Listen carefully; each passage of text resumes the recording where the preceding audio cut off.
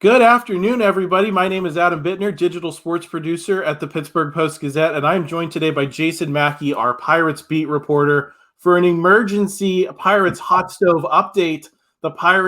Jason had the exclusive scoop. He was the first one on the news that Andrew McCutchen is returning to the Pirates on a one-year deal. Huge news. Jason, just tell me right off the top what you know. Yeah, so I know this, Adam, that it came together kind of late in the game. I reported in a mailbag, the options or the possibility of Kutch coming back was not great. And I stand by that. Something happened, and I do hope to get to this and explain it. Something happened recently to get Kutch back here and to make this a viable option. And no, I don't think it is a Brian Reynolds trade. That's another component of this. I won't go too far down the rabbit hole, but I don't believe that Kutch coming in means Reynolds is going out. But what I know, this is a come home, finish your career here. We believe you have a little bit of ball left to play. We believe you're going to be a positive influence in the clubhouse. I don't think they're, looking at this like, oh, we're going to rent McCutchen for 2 months and then trade him. I don't even think McCutchen wants to get rented for 2 months and get traded. I think he viewed this as the one option that made the most sense. The Pirates viewed this as something like, we need to do this. We need to find a way to have McCutchen here. He can influence young players. We've seen this, and, people are on different sides of the fence about bringing in various veterans or whatever. But I think one thing that everybody can kind of agree on, Andrew McCutchen matters for this franchise. He matters for baseball in this city. And people see this, and if they're like, if nothing else, man, this is a really fun story. I'll go to the ballpark and see Kutch. And it's just been wild. I was even, I was telling somebody on Twitter last night, because that was until I got up this morning, my interpretation of how things stood. Kutch has interest from the Mets. Why would he think about coming to Pittsburgh? And then, I do think there was something here that sort of put on a platter, man, this is it. This is how we're going to do this. This is how it's going to go out. And he felt better about it. Yeah, I want to get into, the ramifications for the team itself in a second, but I guess, my first question is this the end for Andrew McCutchen? Is this the last stop? Do you have those indications?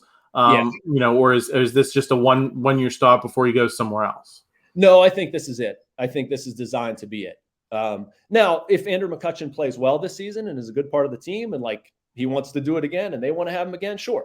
I don't think this is going to be an out-and-out retirement party. We're just, saying one and done, that's it. I don't think that they want to flip him again. I think that would sort of undo all of the goodwill that they've done here. I think the idea is to finish the year with McCutchen on the roster. If he wants to go, if the Pirates, don't see a fit, I think it's designed by both parties, and I'm kind of talking in circles to get to the main point. It's designed by both parties to have him finish his career here, be honored in everything that comes after a player's career. Maybe it's the Hall of Fame. I hope it is. I think it's, a case can be made. I'm not saying he is or he isn't, but it's, a case can be made. It would be as a Pirate, and he's going to be recognized as being a Pirate. Do you think there's any chance that they get to August or end of July and they're out of the race, and he says, I'd like to maybe go to a contender to try to win a ring, and it's more of a mutual thing? Or do you think that he just wants to be there? Yeah. I feel like that's going to be tough for them, right? Because one of the reasons you do this, it's not the primary reason, but you have to be cognizant of how this is going to be received by fans. And you would have to be cognizant of how that looks in July if they're out of it. And Kutch says he wants out, and you trade him. You say, oh, man, here they go again. They traded him again. I almost think it would make sense for them to put in a mutual no-trade clause. For the Pirates to say to McCutchen, look, we're not going to DFA you or something if you're hitting 180 in August. We're riding it out. You're going to finish. We don't want you coming to us and ask you to be traded. It's just a no movement clause. We're saying you're going to start the year here. You're going to finish the year here for this amount of money. I don't even know if that's possible. I'm not well-versed enough in contract terms, but that's what it should be. The Pirates shouldn't move on if he's hitting poorly. They should just allow McCutchen to say his goodbyes and allow fans to say goodbye to McCutchen. And I also don't think it's going to go poorly, personally. I think he still has plenty of baseball to offer. But I would be wary of that, trading him in July and how that looks and how it's perceived by fans. Do you have any idea on the terms yet? And if you can't report the terms, do you have some kind of estimate of what we might be talking here? Yeah, it's a 1-year deal. It's pending a physical and other finalization of contract terms, I think is what I put in there. And that's a vague description. I mean, quite honestly, because I don't quite know what it means. But I don't know a dollar amount.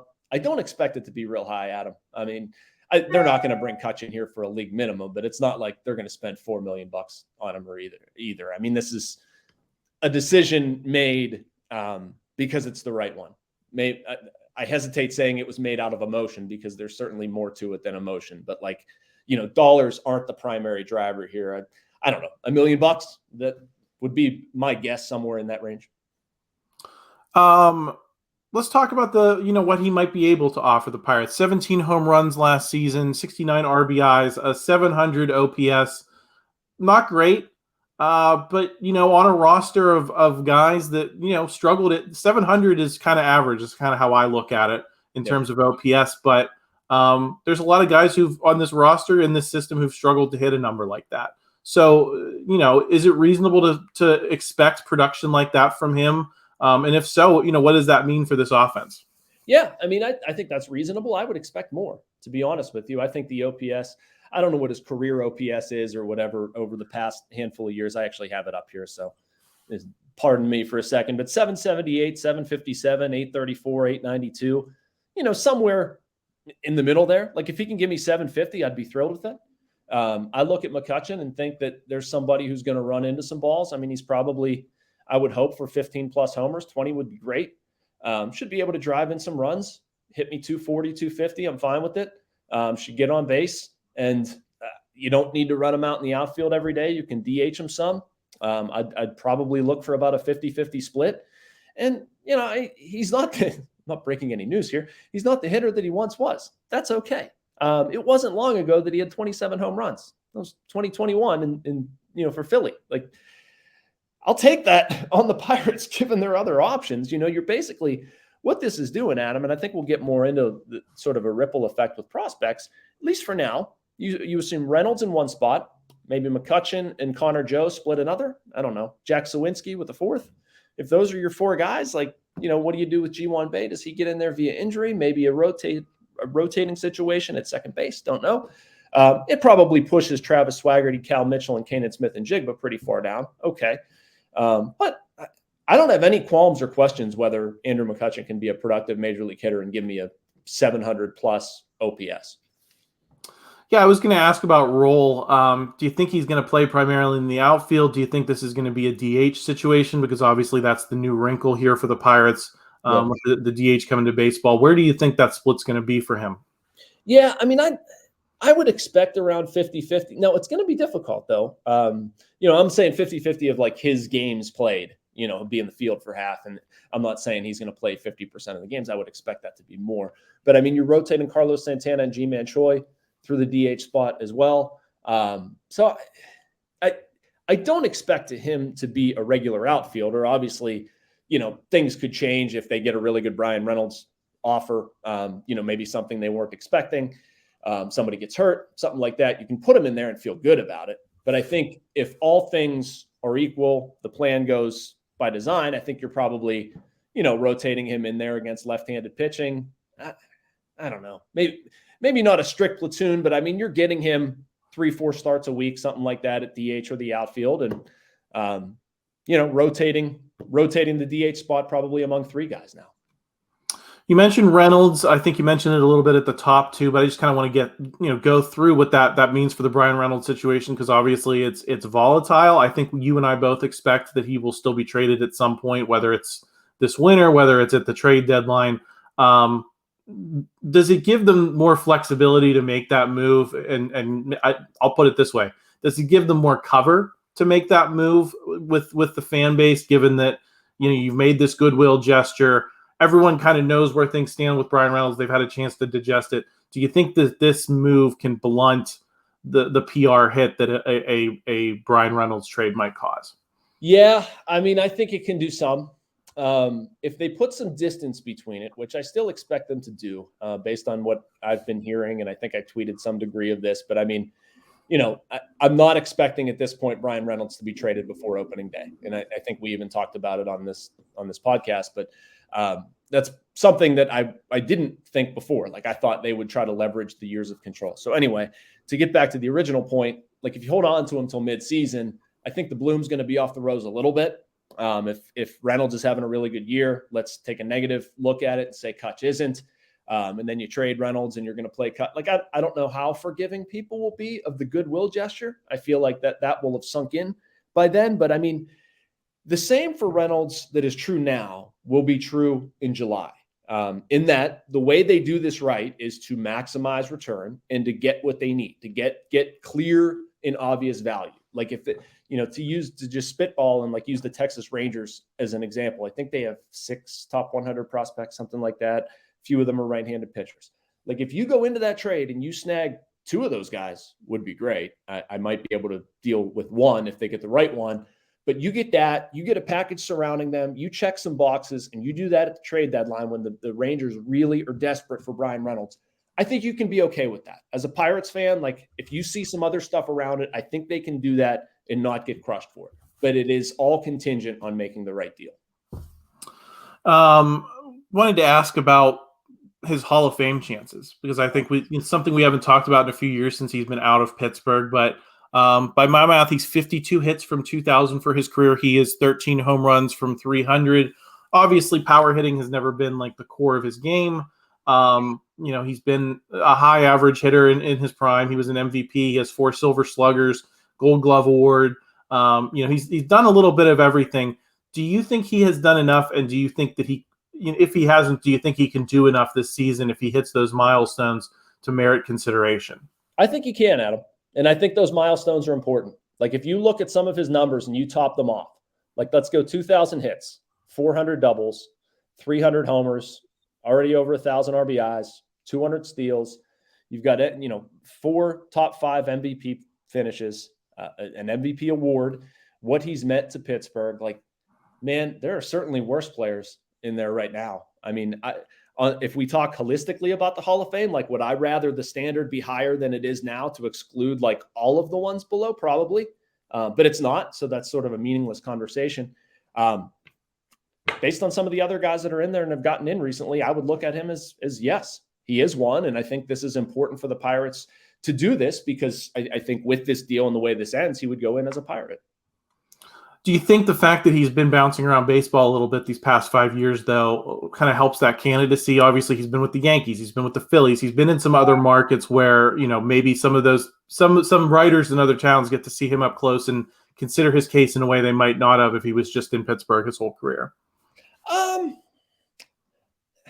Yes and no. I mean, I don't think it hurts to show that he, has been productive and a meaningful member of teams in other markets. Like, I think what we've seen in his time in like Philly, Milwaukee, San Francisco, I mean, I think it's really, over time, you've gotten a great peek into who Andrew McCutchen is as a person. And I think that's part of it. I mean, I think he's just like impeccable character. He's fun. He's a little bit silly. Like, that's part of it. It's not quantifiable and it's not the biggest driver, but it's not nothing. So I look at that and see a guy who's influenced teams that he's been on in a positive way. That should matter. I see a guy who's been a darn good player. His best years clearly came in Pittsburgh. He's going to finish there. He's been a productive player throughout his career. Like, I don't know. So I guess what I'm saying is I think it can push it forward a little, but I don't think it's like, oh, well, he did this on multiple teams, so we have to get him in. Like, I don't think it's been that kind of thing. I want to talk a little bit about how this changes the tone of the Pirates offseason a little bit. And I'm going to ask you the question, but I feel like I'm probably the one who might need to answer it at some point as well. Obviously, if you take out the connections to Pittsburgh and you take out that nostalgia and all of that, which you can't, but if you just for a second kind of put that to the side and you look at him as another veteran kind of being brought in when – I think a lot of the fans have been told that this is about the youth movement. This is about the younger players. This is about creating opportunities for the Travis Swaggertys and the Cal Mitchells and the Cannon Smith and Jigbas of the world. Do you think this kind of blunts that criticism a little bit just because it is such a good feeling, for a lot of Pirates fans and I think a lot of people are going to come to the ballpark this year that weren't necessarily before because they're going to want to see him regardless of the team around him. Yeah. I mean, I think for right now, this is a happy day, right? Like it should be a happy series of days. Like if you're a Pirates baseball fan, how can you not get excited about this? I mean, I can sit here and make a lot of reasons, and they're good ones, on why this move makes sense. But when it comes down to it, and we talk about their offseason, I'm reading a book right now. You would really like this, Adam. It's called The Only Rule Is It Just Has to Work. Have you ever read this? I've not. It's by Ben Lindbergh, from formerly of Fangraphs, now of The Ringer, and Sam Miller, who's another journalist. So anyway, they take over this like basically frontier league level team, and they run it like based on analytics and stuff. You'd really like it. So anyway, the title of the book is The Only Rule Is It Has to Work. That's the Pirates offseason. The only rule is it has to work. If McCutchen is a good player and influences young guys, great. If Rich Hill is a good pitcher and teaches a young pitching staff and then goes on his merry way come July, I'm okay with that. If we see some young guys grow into meaningful roles, maybe a Luis Ortiz, if we see O'Neal Cruz take a couple of steps forward, he and Rodolfo Castro mature a little bit and saddle up next to Carlos Santana, I'm good with it. If you're able to leverage the shift being banned and the DH being an option, and you create a first base platoon with Santana and G-Man Choi, great. I mean, that's fantastic. But we don't know. We don't know, right? Like, you wrote about 2003. If that's what this happened, if it ends up being like a couple veterans that people know about, but it doesn't really change the outcome and they lose 95 to 100 games, then you would say, well, it stinks. It was a lousy offseason. I just think the proof is going to be in the pudding. We'll know when the games happen. But I do like this, and I know I've cut, you and I have disagreed about it, and that's fine. People are allowed to have their own opinions. I like what they've done this offseason. To me, it does make sense. It's more than I expected, but I don't really have any huge issues with what they've done. Yeah, I think for me, as someone who's been leveling a lot of that criticism, it certainly does change the tone. It's something that I think makes baseball fun, and that's what this is supposed to be, right, Jason? At the bottom line, it's supposed to be entertainment, it's supposed to be fun. And what's not fun about seeing, probably the best Pirate that I can remember? I'm not going to say my lifetime because Barry Bonds was here when I was 2 years old, but I don't remember that. I remember Andrew McCutchen. I think most fans are in the same boat. I think that this changes the tone for me. It's the kind of thing that makes you say, all right, I'll give this a chance. And that doesn't, I'm not taking back the criticism I think that I've leveled, but, I think I'm a little more receptive to just kind of seeing where this goes. And if it turns out to be a 2003 situation, and this wave of prospects that's going to be coming eventually, doesn't pan out, then I think that's a conversation you have then. But at least for now, I don't, even my jaded journalist heart, I think, says that this is, a feel-good move, and probably something that this franchise needed badly right now, because I think there were a lot of people who were very out on engaging with the season and now might say, hey, this is worth participating in. Man, I understand why people look at Austin Hedges, Rich Hill, G-Man Choi, Carlos Santana, and poke holes in them, right? Because you can't. You can't poke holes in this. You just can't. I mean, you can't. And unless they're paying him $25 million or something crazy, which we all know they're not, like, he's going to come back here for a reasonable deal. It's going to be fun. There's going to be closure. Events like this should happen more. He's going to be a great presence in that clubhouse. There's a lot of negativity surrounding that ball club right now. I mean, I'm not telling anybody anything they don't know. I deal with it on a daily basis. We all do in this business. You get yelled at and told how much they suck. And like, you can't tell them they suck here. You just can't. So anyway, to me, it makes sense in a lot of ways. It creates some positivity around the club when I think they need it. I think this, and like texting with players, like, I think this is really reinvigorated or invigorated or whatever some of the guys they have in that room too, seeing what the Pirates have done. So we'll see how it lands. I think it's going to land a certain way. I understand people who have negative opinions or question the other moves, but the way I look at this, you can't question it. I'll get you out of here on this, Jason. Are they done? Or are we going to see, are there still moves to come? Or are we finally done here? Man, why would you listen to me with that? I feel like here's the guy who said they weren't going to get McCutchen. And I believe I've hinted at said that they were, for all intents and purposes, done. Now, again, I have to be careful with what I know and what I'm angling toward, but I think people who read the Post-Gazette tomorrow will know why and how this changed. I have confidence in my abilities to get that story. But yes, I think they're done. I hope they're done. I want to go to Florida right now, Adam, but I think that, yeah, I mean, I have a tough time seeing where they're going to fit something else. I don't think they were necessarily planning. I mean, I think they gave thought to it, but I think it, in very recent days got a whole lot more serious. All right, Jason. Well, that's what we call in the business a tease. So stay tuned to post-gazette.com. Jason's going to have plenty on that. We're also going to have later today the regularly scheduled Friday edition of the North Shore Drive with Christopher Carter, Brian Batko talking some Steelers as we begin the offseason here. But yeah, keep an eye out for all that. And I don't think I mentioned at the beginning of the show, so I'll say it now. If you're just joining us for the first time with all this news, please pop a like on this video. Help us out with the YouTube algorithm. Please subscribe to the channel so you don't miss any videos. We've got daily content coming out. And of course, check out this subscription deal down in the description.